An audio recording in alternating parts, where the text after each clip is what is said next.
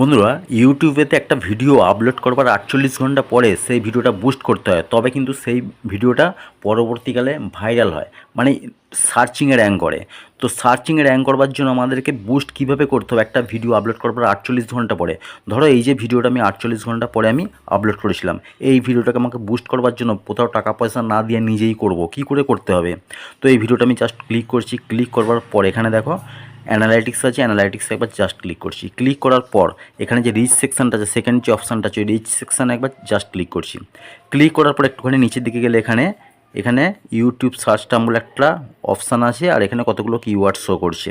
তো এইখানে জাস্ট একবার আমি ক্লিক করছি। ক্লিক করার পর এখানে একটা, দুটো, তিনটে, চারটে, পাঁচটা, ছটা কিওয়ার্ড দেখা যাচ্ছে। আমাকে কী করতে হবে? এই ছটা কিওয়ার্ডকে এখান থেকে কপি করতে হবে বা স্ক্রিনশট নিয়ে নিতে হবে। স্ক্রিনশট নিয়ে এই ছটা যে কিওয়ার্ড আছে এই ভিডিওর এই ডেসক্রিপশানে এবং ট্যাগেতে আমাকে লাগিয়ে দিতে হবে।